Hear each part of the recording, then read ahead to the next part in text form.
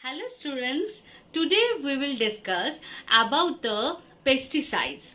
Also we will discuss about the aquifers, the hydraulic gradient and the wastewater treatment. So let's start the class.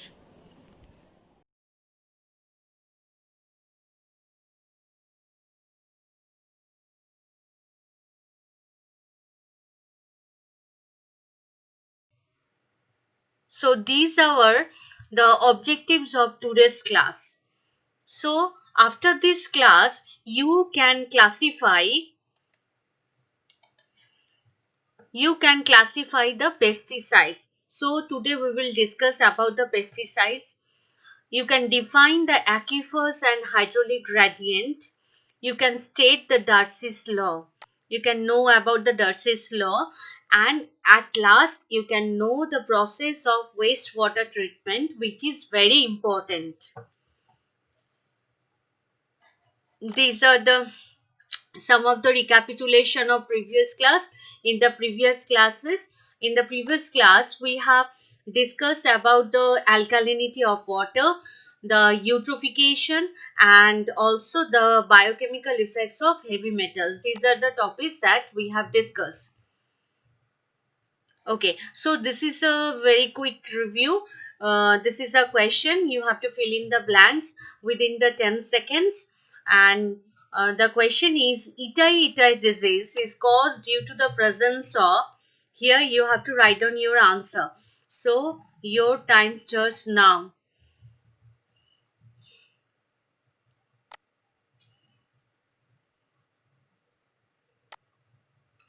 Okay, so your 10-second time is over.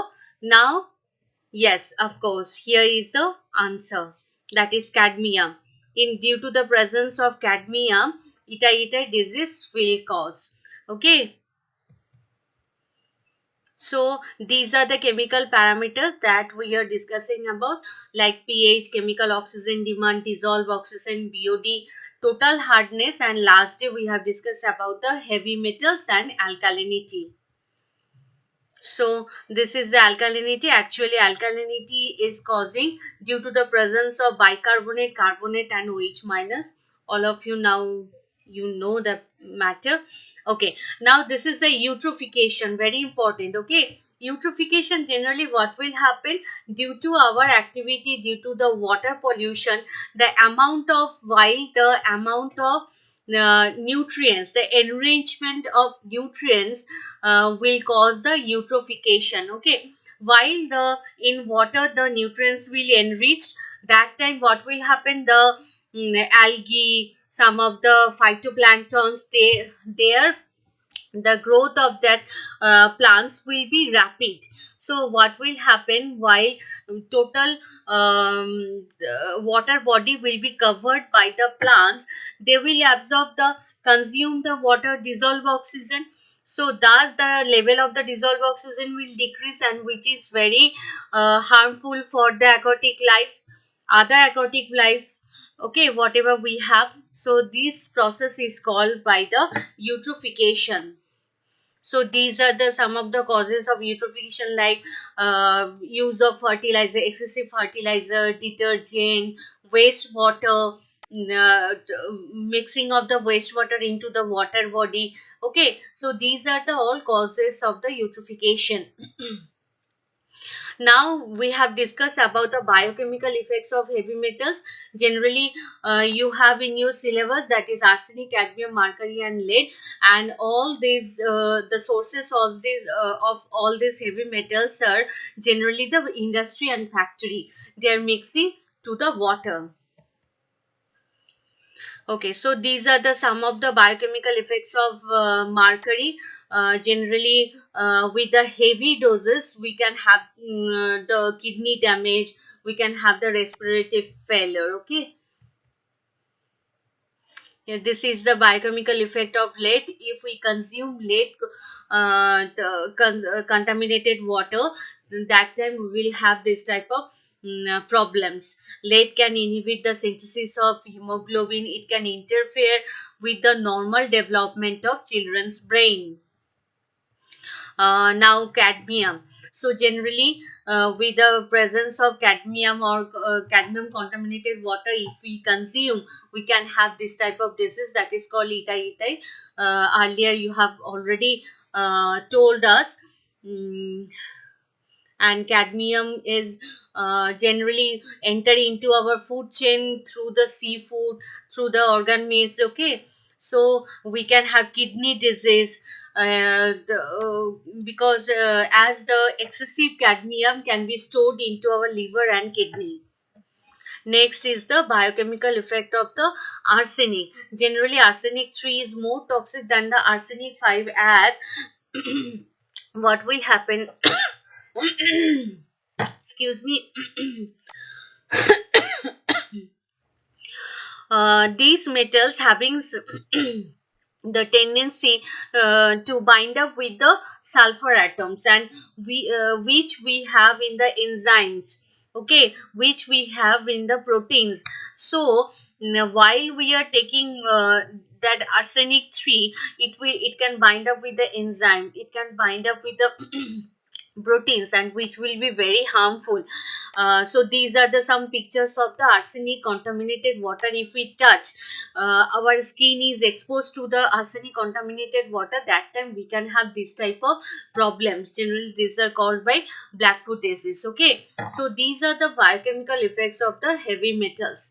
Now today we will discuss about the pesticides. Okay, so all we know that we are using the pesticides generally for destroying the unwanted life forms, but pesticides are very poisonous. Okay, so we have to use the limited amount of pesticides, otherwise it will excessive amount will discharge into the water, and that water will be polluted, and then if we consume that water, that will be very much harmful for us. Okay, so pesticides can be classified by the based on its use and chemical structure. Like insecticides, the pesticide which can kill the insects, that is insecticides. Okay, like some of the organophosphorus, carbamates are used generally as a insecticides. We have another classification, that is fungicides. Fungicides means fungus, it can kill the fungus. Okay, like dithiocarbamates, generally cupric salts, they are all using as a fungicides. Now rodenticides are actually they're killing the rodents, rat like animals. Okay, so warfare fairness will be used for as the rodenticides. Next is fumigants. Fumigants means whatever we are using pesticides as a fumes. So that is called fumigants, like aluminum zinc phosphate, okay, methyl bromide. So these are all examples of the fumigants. And herbicides all you know, that is biperidyls. They are using as the herbicide, and insect repellent, that is diethyl, DEET. Okay, so these are all the classifications of pesticides. Now control. So how we can control this pollution with which will take place with the help of the pesticides. First of all, we have to use the pesticides in very limited amount. Most water pollution does not come from the normal correct uses of pesticides. Okay, actually while we are using excessive amount, that time only water will get polluted. So pesticide use of pesticide and fertilizers with less potential for surface runoff or leaching.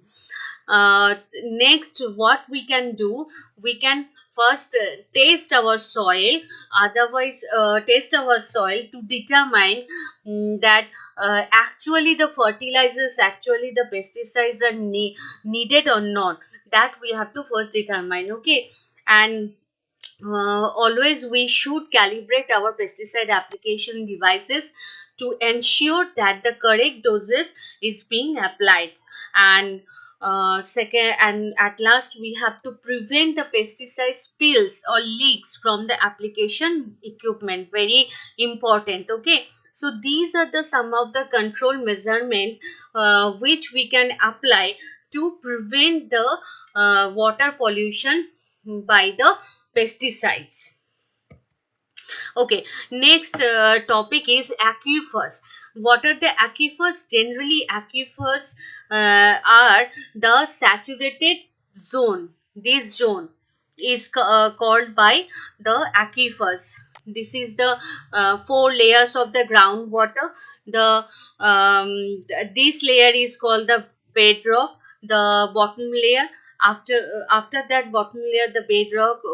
After that, we have the saturated zone, then we have the unsaturated zone, and then the earth surface. Okay, so in between saturated zone and unsaturated zone, we have the water table.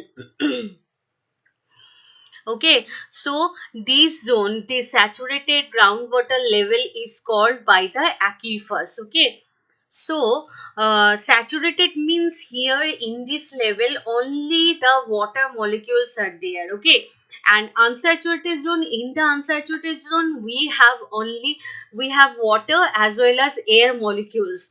So so it is very obvious, from the saturated zone only we can get the groundwater. Okay, because for the unsaturated zone, what will happen, there are air gaps are there, so we cannot take out that water. So saturated, from the saturated zone only we can take out the water, and this is called by aquifers. Now next topic is hydraulic gradient. Hydraulic gradient, like this is again the four layers of the groundwater, and from the earth surface we have digging, we have we dig two wells, A and B. Okay, and H1 is the height of the well from the surface, and B is the, and here HB is the height.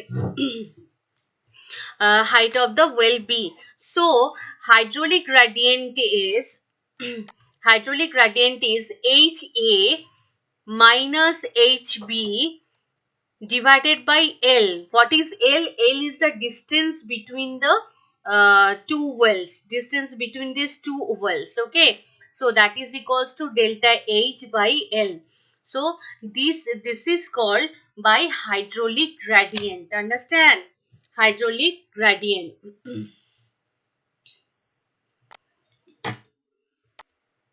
Okay, next, Darcy's law. According to the Darcy's law, we can know the what will be the flow rate of the water.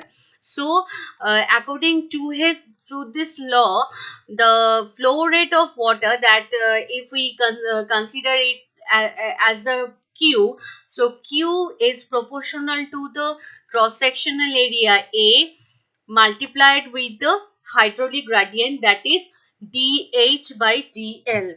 So Q equals to K into A dH by dL, where Q equals to, you all know, that is the flow rate of water. K equals to the proportionality constant, and it can also called by the hydraulic conductivity or coefficient of the permeability. And dH by dL is the hydraulic gradient. Okay, so according to the Darcy's law, the flow rate of water always proportional to the cross sectional area and to the hydraulic gradient. Now only this law can be valid if the flow will be streamlined and the surface will be porous with coarse grains. Okay, so if we have two conditions, if these two conditions are satisfied, that time only the flow rate of water will follow the Darcy's law.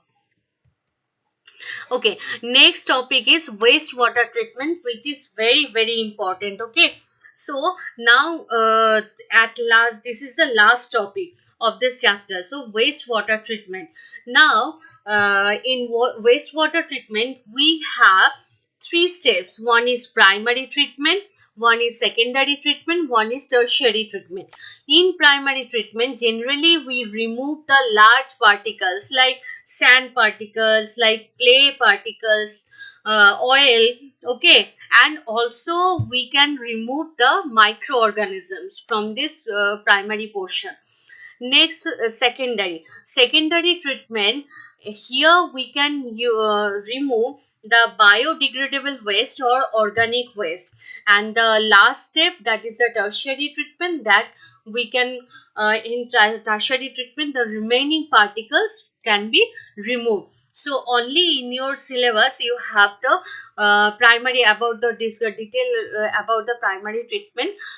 You don't have in detail the what are the process, what are the instruments we are using in the secondary treatment, and also the tertiary treatment.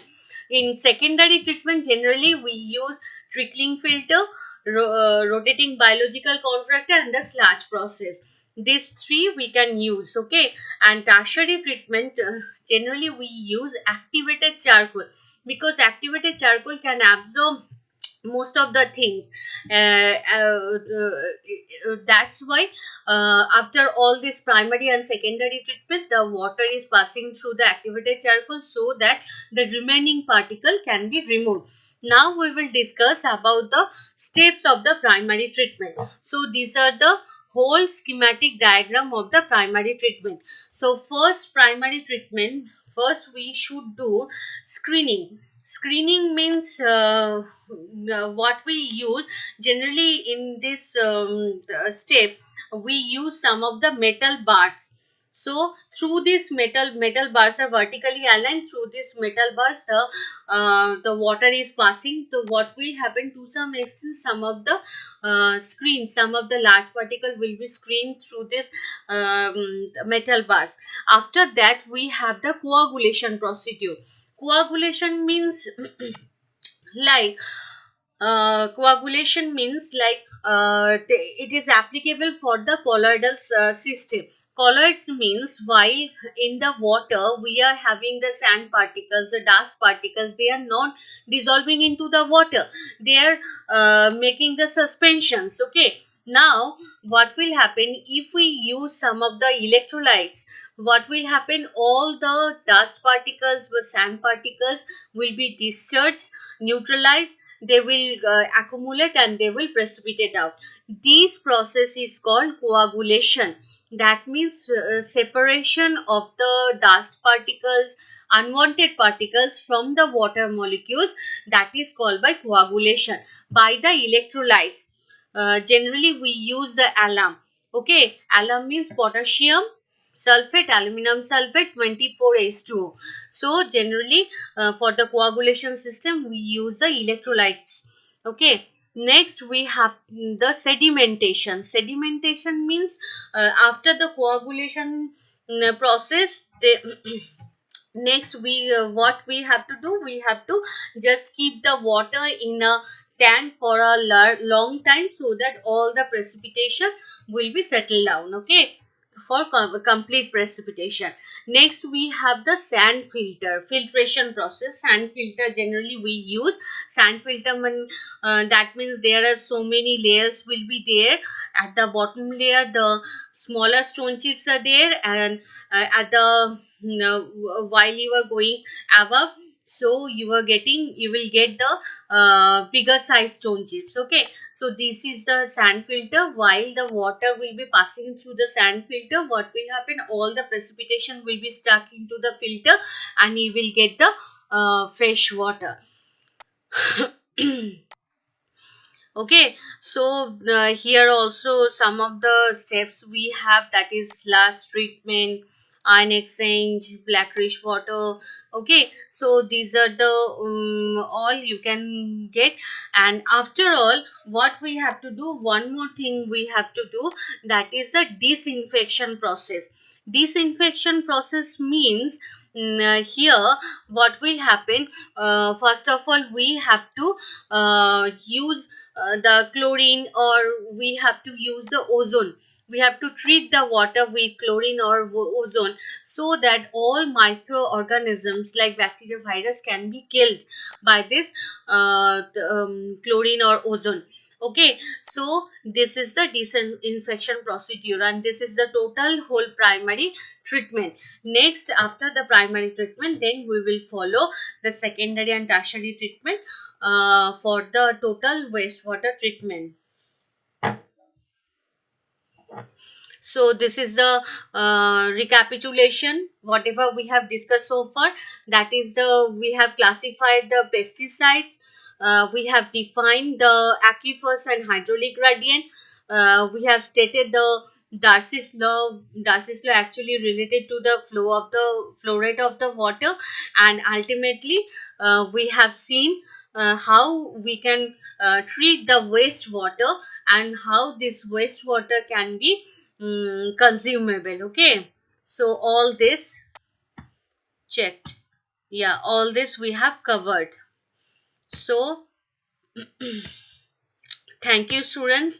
You have to follow my classes regularly, otherwise you cannot understand the whole topic. And this is the end of the chapter.